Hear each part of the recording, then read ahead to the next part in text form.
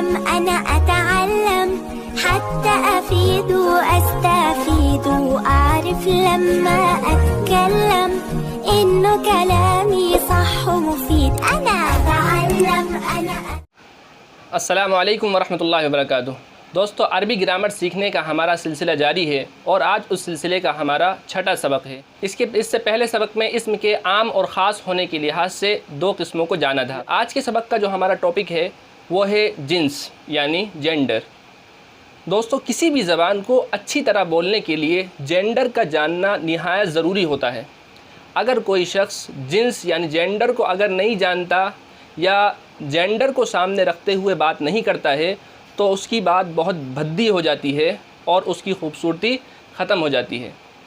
ہم اپنی اردو زبان ہی میں دیکھیں کہ اگر کوئی شخص جینڈر کو سامنے نہ رکھ کر بات کہے تو ہمیں وہ بہت عجیب سی بات لگتی ہے۔ جیسے کوئی شخص یہ گھر کے باہر گائے کھڑا ہوا ہے یا کتا بھونک رہی ہے تو ہمیں ایسا محسوس ہوگا کہ یہ بات کرنے والے جنس یعنی جینڈر سے واقف نہیں ہیں۔ اس لیے ہر زبان کا یہی حال ہوتا ہے کہ اس زبان کو اچھی طرح بولنے کے لیے جینڈر کا جاننا بھی بہت ضروری ہوتا ہے۔ دوستو، اسم کو جنس کے لحاظ سے دو جگہ تقسیم کیا جاتا ہے۔ پہلی تقسیم ہوتی ہے مذکر کی، یعنی پہلی قسم مذکر یعنی میل، دوسری قسم مؤنث یعنی فیمیل۔ تو چلیے ہم اب یہ جانتے ہیں کہ ان کے پہچاننے کی کیا علامت ہوتی ہے۔ تو دوستو، اب ہم بات کرتے ہیں کہ عربی زبان میں جینڈر یعنی جنس کو پہچانا کس طرح جائے۔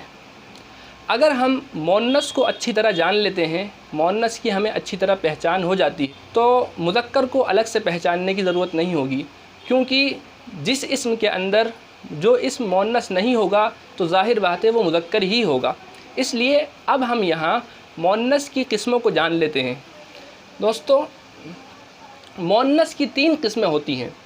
پہلی لفظی یعنی مؤنث لفظی، دوسری مؤنث معنوی، تیسری مؤنث سماعی۔ چلو اب اس کو ہم ڈیٹیل میں جانتے ہیں کہ یہ لفظی اور معنوی اور سماعی کے مؤنث کیا ہوتے ہیں۔ مؤنث لفظی یعنی اسم کے اندر کوئی ظاہری ایسی علامت ہو جس سے ہمیں اس کے مؤنث ہونے کے بارے میں پتہ چل جائے۔ تو مؤنث لفظی کی تین علامتیں ہوتی ہیں۔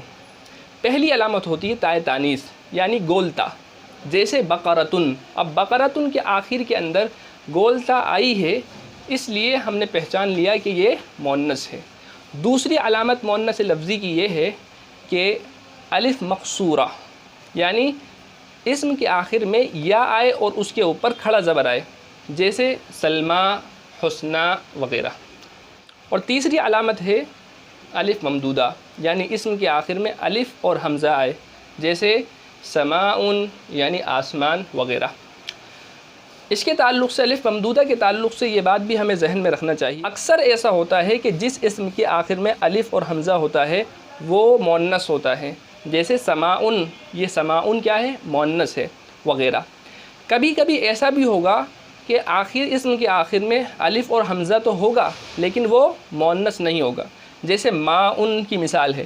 تو یہ ماء یعنی پانی ہوتا ہے، لیکن یہ اس کے آخر میں الف اور حمزہ ہے لیکن یہ مؤنث نہیں ہے۔ مؤنث کی دوسری قسم ہے مؤنث معنوی۔ مؤنث معنوی کسے کہتے ہیں؟ وہ اسم جس میں مؤنث کی کوئی ظاہری علامت تو نہ ہو لیکن وہ مؤنث ہی کو بتاتا ہو۔ کوئی ظاہری علامت تو نہیں ہے، جس طرح مؤنث لفظی کے اندر ہم نے پڑھا تھا کہ وہ اسم جس میں مؤنث کی کوئی ظاہری علامت ہو اور تین علامتوں کو جانا تھا۔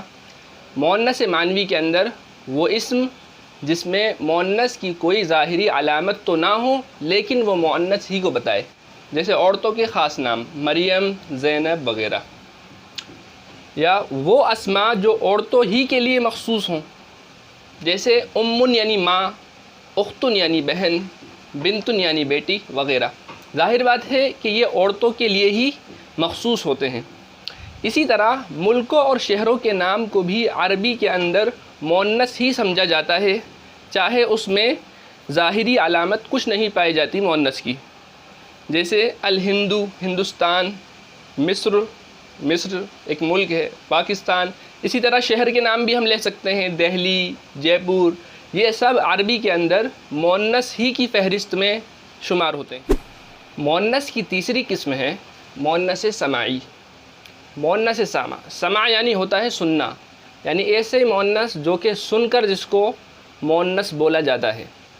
اس کی تعریف ہے وہ اسم جس میں نہ تو مؤنث کی کوئی ظاہری علامت ہو اور نہ ہی وہ مؤنث معنوی کے قاعدے میں شمار ہو، بلکہ اہل زبان یعنی اہل عرب یعنی عربی بولنے والے، اہل زبان میں وہ مؤنث ہی مشہور ہو، ٹھیک ہے۔ جیسے اردن یعنی زمین، زمین کو اہل عرب مؤنث ہی مانتے ہیں۔ ارنبن یعنی خرگوش کو بھی مؤنث ہی مانتے ہیں۔ اذن یعنی کان، یدن یعنی ہاتھ، شمسن یعنی سورج، نارن یعنی آگ وغیرہ۔ یہ سب اہل زبان میں اہل عرب میں مؤنث ہی مشہور ہیں، اس لیے ہم بھی اس کو مؤنث ہی مانیں گے۔ امید ہے کہ آپ کو جینڈر کے بارے میں اچھی خاصی معلومات ہوئی ہوگی۔ اگر آپ کو ہماری ویڈیو اچھی لگی ہے تو اس کو لائک کریں، اس کو اپنے دوست و احباب تک شیئر کریں اور ہمارے چینل کو سبسکرائب ضرور کریں۔ السلام علیکم ورحمۃ اللہ وبرکاتہ۔